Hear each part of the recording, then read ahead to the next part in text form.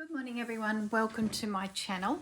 Okay, video number 2 concerning the charity journals, the 20 journals we're making for the end of the year to be gifted to some ladies and young people in need. So we've started the process. The first video explains a little bit more about what's happening, and I also mentioned that Gabrielle was coming over for a day of crafting. Well, it turned into 2 days of crafting. We got a lot done, nowhere near finished, but we did get a lot done, and at least each journal progressed along to the next stage. And we've nutted out all the colours, and we can literally pick the project up at any time. If one of the girls turn up for a Saturday night dinner with us, we can sort of pick them up and move on with something that goes towards decorating the journals. The first thing I wanted to do is show you the papers that we're working with. From these packs, I selected, I think it was about 4 pages to go together as a set for a particular journal. Now we did 20, as I said, but we did 2 of each colour scheme. So for example, if I picked these 4 papers, I did 8 pieces of paper, which does 2 journals. So when I show you the journal covers, you'll see 10, but they're in double, if that makes sense. So the first pack of paper we used is a Craft Rosabella. Lovely papers, very pinks and greys, blacks, turquoise, not turquoise, olive tones. Just a gorgeous pack. It's a bit of a go-to pack for me. I use it a lot. It's my favourite colours. So that one was a definite to be included. This one's called Memory Lane, another Craft, and that gives us greens and browns and earthy sandy tones. Just gorgeous as well. Probably my second favourite, this one. So I had to make a few out of this pack. Then we have a classic pen and ink. I don't think they make this one anymore. It's gorgeous too. Oh, they're all gorgeous. You'll get sick of hearing me say that. This one's real old world sorts of colours and tones with a little bit of nature through it. A good general basic pack that can merge in with others really easily. So that one had to be in amongst it. Floral Romance. This one is pinks and greys with lots of roses. Lace, words. I think there's even music. Yeah, music in this one. Another gorgeous pack. Okay. And then we have, this one is from LittleCraft in Australia, or the $2 shops, or even Spotlight, DCWV. I believe it's in America as well, because I have heard ladies refer to it in the past. Now this one is lots of apricots, a little bit of that blue, but really girly girls. So really good for the younger girls. There might be some 11-year-olds, 13-year-olds in the list of young people needing a journal, so we always do a few in those tones. Can't not have Misty Mountains. Beautiful purples, whole range of different papers. There's some floral in there as well. I have taken quite a few pages out of this one, so that's probably why you're not seeing a lot of floral and more general ones, but a beautiful pack as well, the purple. This one here I think I got from LittleCraft as well. I think it's their own brand, and it's once again those pinky tones with the blues, the greens. I love this page too. It's great for ephemera, and these butterflies we'll use throughout the journals. They're great for decorating. Now this one, it's a bit of an odd bod. It's called Expression, so it's got a little bit of everything in it. So it's just a handy pack to have, that if you get a request for a journal and they say they love green, well, there's some great greens through this one. Real grungy sort of prints. Like I said, it's like a little bit of everything, and then there's these random pinks, and there's even some floral birds. So love this paper pack as well, because it's just something a little bit different. Okay, so I think we're coming to the last one now. That is once again the apricots. So real little girl, yellows, blues, apricots, some gold papers in there. Just gorgeous. Some real nice florals, So there's a few apricot journals amongst the packs. Now, I've got one of each of the journals to my side here, which I'll show you, and you'll sort of see at what stage we got to. When I finish going through these, I'll take you to the 21st journal. We did one extra. That's the journal I'm going to build with you guys. That way these are being handled least as possible, and the journal that I make with you guys, I can muck around with it as much as I like. Plus we'll have an example then for the years to come, because we just didn't keep a example of what we made last year, which made it a little bit tricky. So we are reinventing the wheel a little bit, but we did have that video which I featured in part A of this series, so we sort of have a bit of an idea where we're heading. But these are part of the series that are the 20, and as I said, there'll be 2 of each of these identical. Then the next one will come and it'll be another 2. So this fabric is one of my favorites. I just love those colors, as I pointed out in one of the papers. So what we've got is the inside and outside, the 2 covers. I call this a plate. So that's the color we've chosen there. This little piece of ephemera is going on the inside cover, and it's made of envelopes, and we'll have some pretty papers in it, plus be opened up with pockets and ephemera and all sorts of decorating. I'm going to show you in this video how to start one of these. It's an envelope journal for a better description, and that's going to be glued to the inside cover. Then we have the start of a signature. It's only a couple elements at the moment because I haven't yet pulled all the papers that I want to use in the signature. There's a piece of calico that will go in here to cover that spine, and then of course the extra plate at the back. There'll be a envelope pocket go here as well, not like this one, a slightly different version, so that the journal will have 2 reasonably bulky elements on the cover, at least, you know, 1/4 of an inch thick here and here. The journal is only 1 signature, so there's plenty of room for me to add lots of papers, plus for them to do things, especially if they want to use it for photos. Hence why I don't do 2 signatures, I'm only doing the 1. And by having a piece here and a piece here of ephemera that's quite chunky, it just helps to balance the book when it's closed. It doesn't feel like it's completely empty. There are some sort of extra spaces for journaling and photos and things like that. So that's the basics of the little journal.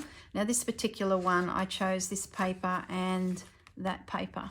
So that is the first one to show you. So I'll just pack this back the way I had it. That way it's nice and safe and not being damaged. So we won't be touching those again.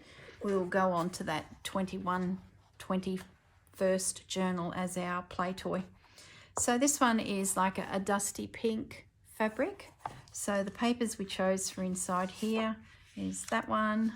There's the envelope journal that will go on the inside, and we just chose the spots and then some stripes, this paper and that one. Okay, so that's that little one. Of course, as I said, there's 2 of each of these. This one's part of the apricot range. I'll bring the fabrics up close so you can sort of see the colours to go with the papers. That one there will have the blue. Then we've got the little journal and the inside papers. Can either be the apricot or the yellow. We've got plenty of options. Signature start page, and then a little bit further in, the center of the signature will have this paper. This one's a double-sided paper, so it's really pretty. It gives us a few options if we decide to reverse something. Like, for example, I was thinking that was going to be the inside, but once I chose the fabric and realized that it was nearly competing, we decided to freshen it up with the blue. We have inked around everything as well, just to help the white merge into the old-fashioned elements that we use, like the papers got that coffee stain sort of tone about them. This one here is like a fairly neutral color, and we've chosen these papers to go inside, which will have a hint of the grays and the pinks. And that's the paper for the signature, and that one there. So it should be just beautiful. And I think inside is more of the grey tones for the little envelope journal for the cover. So we'll just slide that over here. The next one I'll show you the papers I've gathered so far for the signature too, because I don't think I've done that yet. This little one is part of our purple range. We've got the plate, which has got like a gold feature through the print. Then we've got the little envelope journal, which is the pinks and the purples throughout the pages. And then the start of the journal is the little terrariums, and then that one inside. And the papers I've got so far, and it's only because I was in that cupboard that I pulled these elements out while I had my hands on them. 2 pieces of paper. First is like a grid, if they want to do dots and make notes, and then some lined paper. I then grab some music paper, antique music paper, paper doily will be in there, and some French antique book page from the late 1800s. So just to start building the elements for the inside, and they'll be drifted through the whole signature with some printed pages from digital kits, and then some ephemera as well to decorate, and lots of fibres and textures and textiles, clusters.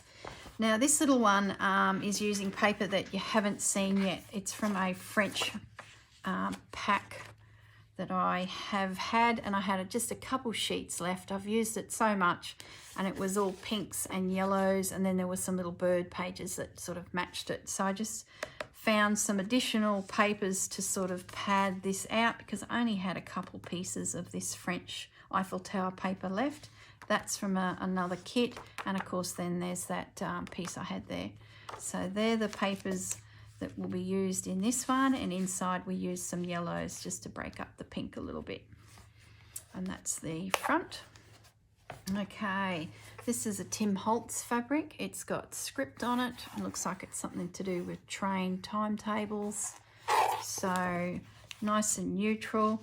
We then put that there. That's the envelope that'll go in the front, and then more of the pages inside are the stripes, except they're horizontal, where this one, sorry, they're vertical.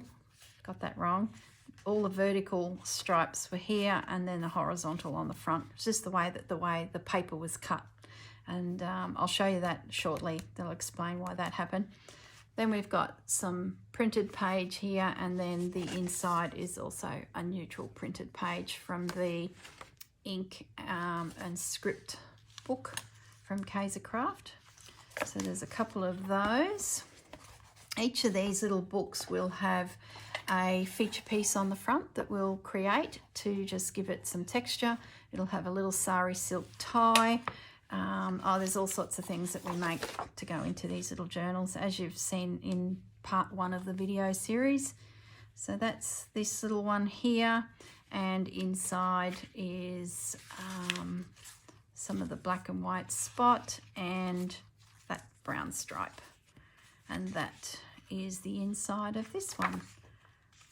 Okay, a little bicycle, so very eclectic. All right, so we've got a couple more left, and that's the 10 of them, well 20 in total when you double it all. So we've got a little apricot set here. There's the little one for there, and some papers inside will be the blues, then the cover, and another one. Okay, so you see the pattern here, and you can sort of see how much we got done. And the last one, this fabric is just beautiful. So number 21 journal is actually going to be using this fabric as well. Different papers for inside, because I wanted to make sure I didn't get them all mixed up. But this little set has the sandy colours with the greens coming through, and then a nice bright green through there, that mosaic tile. So that's the 20 little journals, and that's as far as we got, Gabrielle and I. Now I just wanted to bring in some other elements to show you what we did to sort of put this all together. I'm a big fan of using Reader's Digest books for these types of projects. They're a good little size, so they're not too big. You can find them everywhere, and because they were sets, you can get yourself a dozen or 20 in my case really easily. So Reader's Digest are perfect for these sorts of projects. So once I've removed the internal pages, and there's so many videos out there on how to make journals, so if you did want to try and want something specific, just go to Rachel at Roxy Creations, or even Gail Gastonali from her channel. There's heaps and heaps out there. So I removed the pages, which does expose quite a lightweight little spine.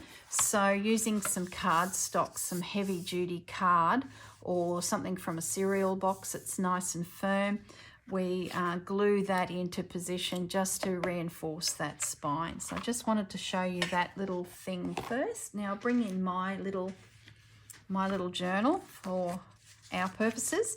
So it's been reinforced, and I've also covered it in the fabric. Now I do cover that process in one of my videos. It's part of the Roxy Creations Journal of Stitchery videos. So if you wanted to go and have a look at those, I show you there how I cover a journal with fabric, and it is pretty simple, but the trick is the corner and how to get that nice and firm and covering without exposing the actual book itself. So, and getting rid of any bulk. There's a little trick to doing that by cutting out the excess fabric in that corner.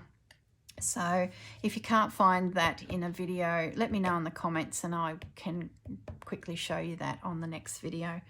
I've noted on the pages inside here the measurements, so that when we were mass cutting out, we just had to glance at this and we knew exactly where we were and what we had to cut. The first one here is actually the signature pages. So it was 7 inches tall by 9 inches wide.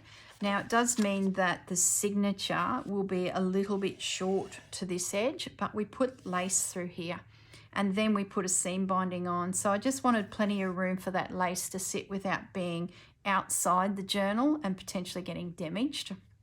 In the past I probably would have snuck it a little bit closer, but then your lace hangs out.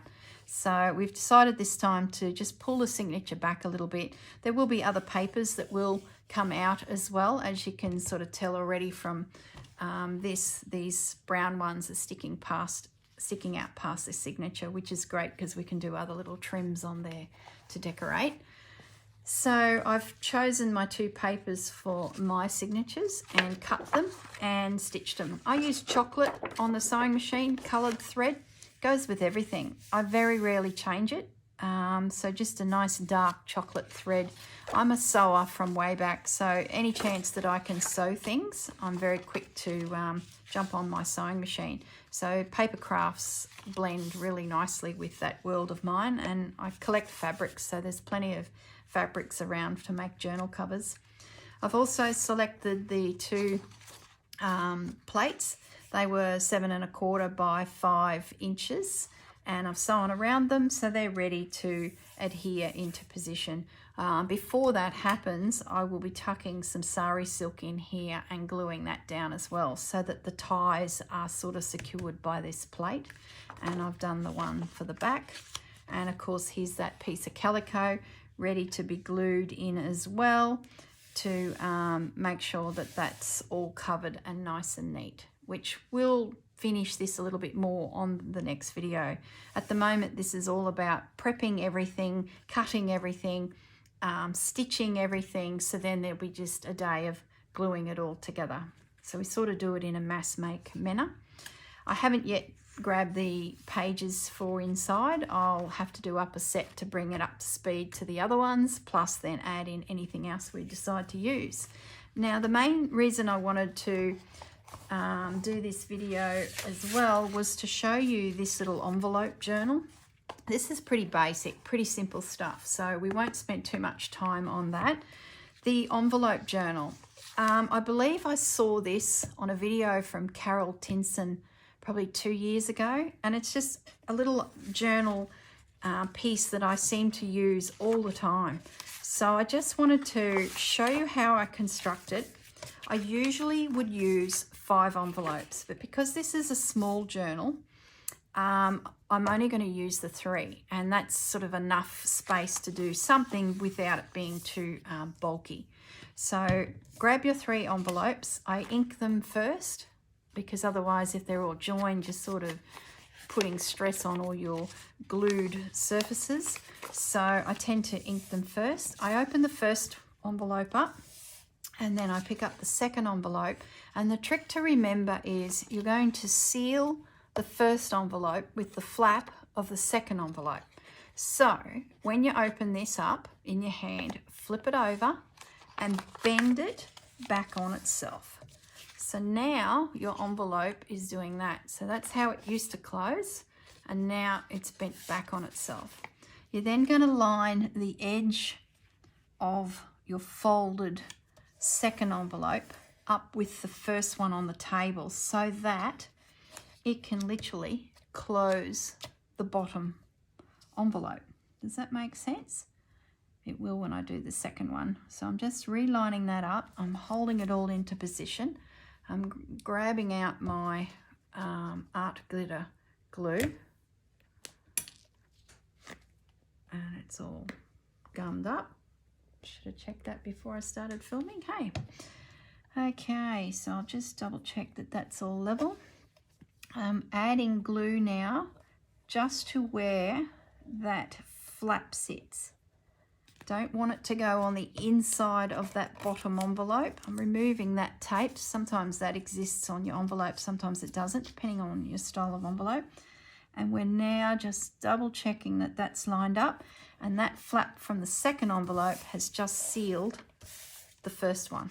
Then we fold that over, and before it all sets, we just double check that the corners line up over there, because once that's glued, it is glued. Okay, so now we still have our flap sitting out here from the first envelope, but the second envelope is now attached. Okay, so next envelope. Once again, turn it over so you're looking at the opening. Fold it back on itself. So now that is tucked back under there, and of course there's the inside of your envelope. Flip it and then lower it down into position so that it just meets your originals, but you're going to then close that over to glue onto here. I hope that makes sense. I'll just position that and get my glue. So art glitter glue I find is great because it's quick, and you just push it onto the envelope. But remember, don't put any on the inside because you want to access that at a later date. So I'm going to remove my sticky paper. And then before it sets, I'm just going to double check that the edges line up like so.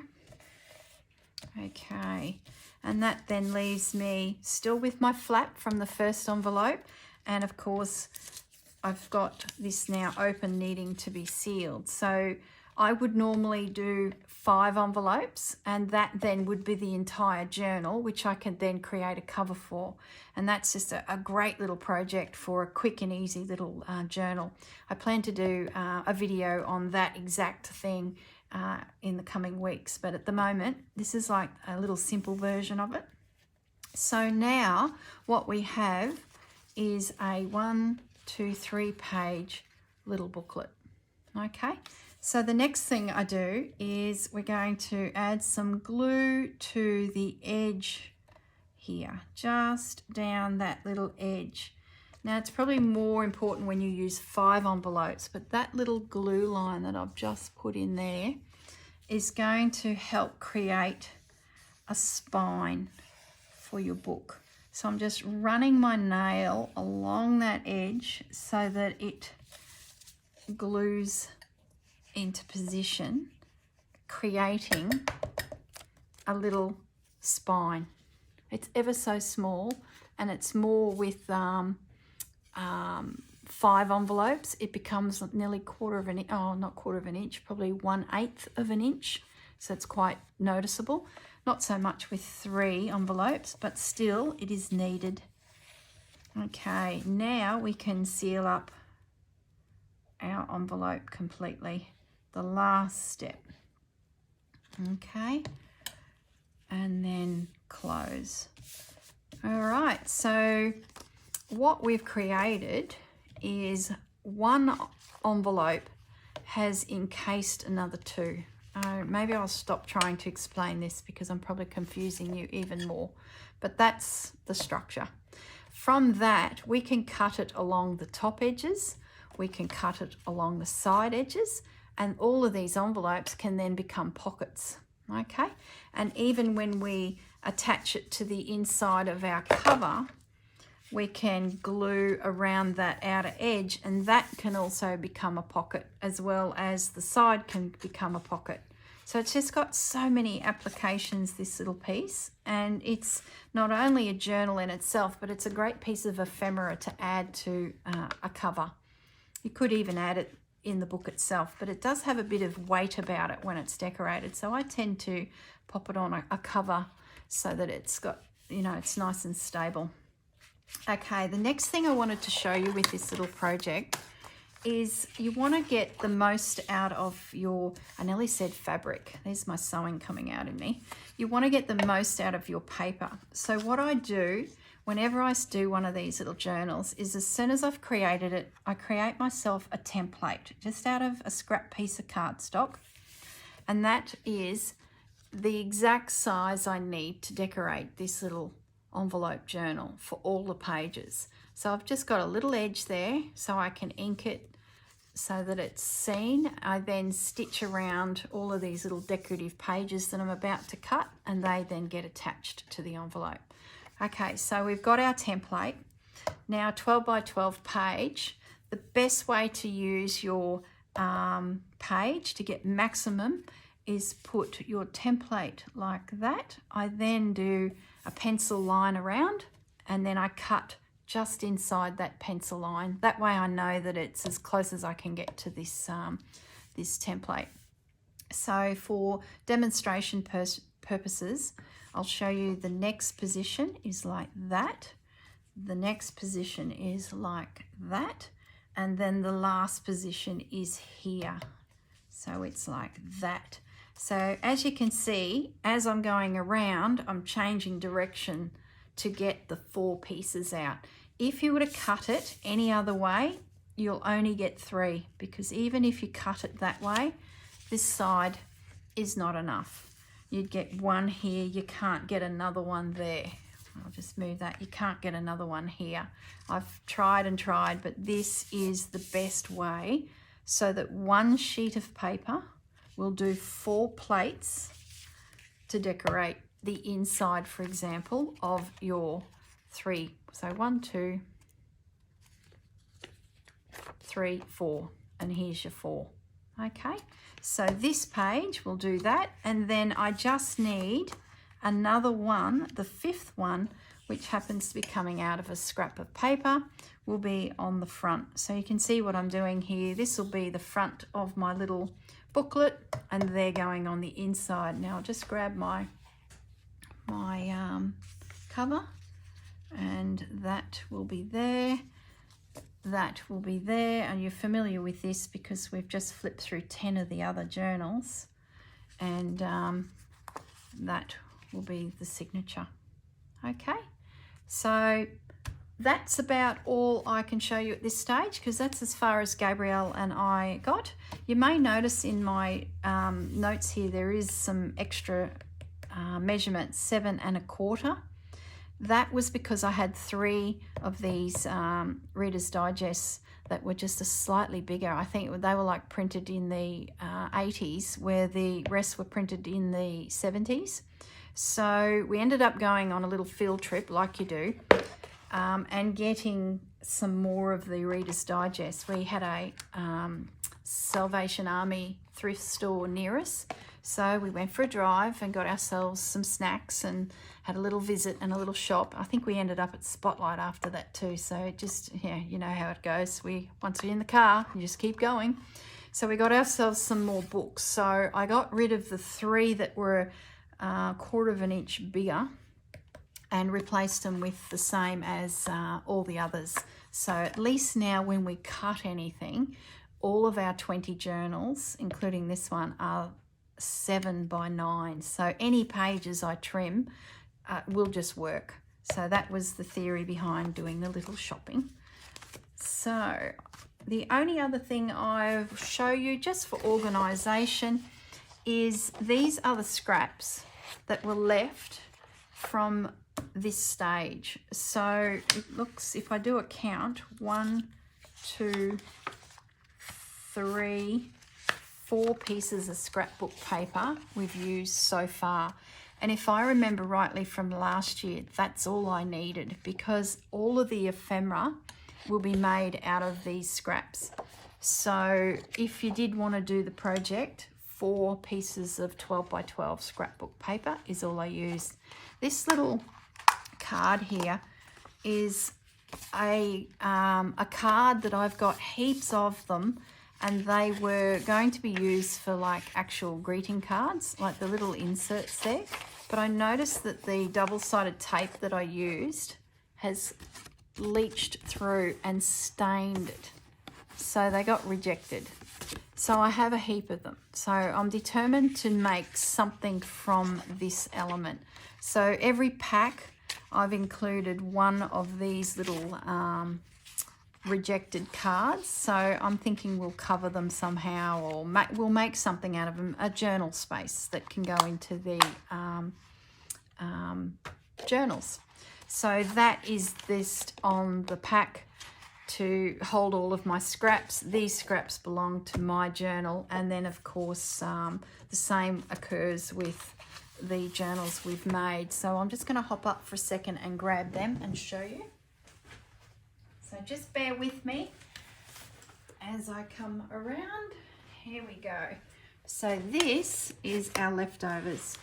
So now if we want to do some form of work on our project, one of the girls can grab a pack, I can grab a pack, and away we go. As long as we all do the same thing, which I tend to nut things out a little bit before I get the girls together, or one of the girls, and then we can just, you know, piece of cake and a coffee, and away we go. So that's how we organize the back of the project and move it forward. Okay, I'm just popping them out of the way. Now, because I won't see Gabrielle for probably a month, I decided I'd give her some homework, and I'll just show you what we did. We want to use some clusters in the journals.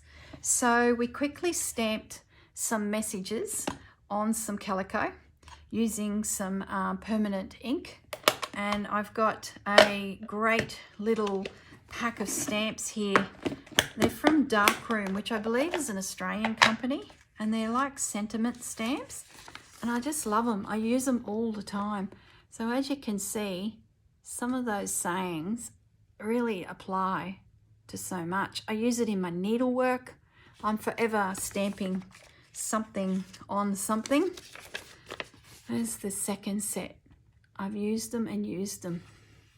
Some of them are really tiny, and I don't tend to pop them on fabric like this little one on the bottom here.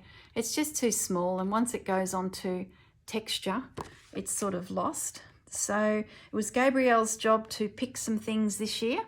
So she chose Express Yourself, and then we pieced together some little elements. Now I had to quickly just pin an example for me, and then Gabrielle stitched one of each, popped them in a little Ziploc bag with all of the ingredients to make the 20 needed. So that was the first one that we put together. It's got some eyelash yarn, a little gold flower, then the little sentiment on some calico, a little bit of fabric behind, and then half a doily. So that was the first one that we did. Then she chose Make Your Life Extraordinary, And that's like a little bit of scrap from a doily. I had some butterflies, so donated little butterfly and then pinned it together. Gabrielle stitched it, and she's now got a Ziploc bag with all the ingredients to make 20 of those. So, and the last one she chose was Believe. So we found some pretty lace with some flowers, and then the little bits and pieces to sort of build up the next one. Now at this stage, that is going to take a bit of time because she's going to hand sew those elements together. I don't like using glue because it can seep through and then it looks hard and yucky, and I just don't like it. So with a few well-placed little seed stitches, that'll pull it together. So that'll keep her busy. So that's 60 in total. We probably will need some more, but that's, you know, a good start. And when we get back together, I'll bring out my beads and some colored threads, and we'll add to these, like we'll put a set with each journal. And for example, if we use the purple one, we will then have a look at those 3 little clusters and potentially add some beads and some threads to them in the purple tones and the greens, just to sort of help tie the whole project together. That's like personalizing each of the cluster. So at the moment, she's just doing a nice generic cluster, 60 of them. It'll take her a while. I probably won't see her for a month. So hopefully when we catch up again, she'll have 3 Ziploc bags full of these little goodies. So they'll be all done. As you can see, when you multiply everything by 20, it really takes time to, you know, get through the project. So hence why we are starting early. All right, I think that's it. I've rambled enough. That is where we're at. The next video will be once we all get back together. I'm not sure when I will post it. It'll depend on our social lives and when a group of us, or 1 or 2, we can get together and have a little play. And then I'll turn on the camera and I'll bring journal number 21 up to speed. That way I don't have to keep manhandling all of those beautiful journals. So we want them nice and pristine for their new owners. Okay, everyone, we will leave it at that, and I will see you all soon. Bye-bye.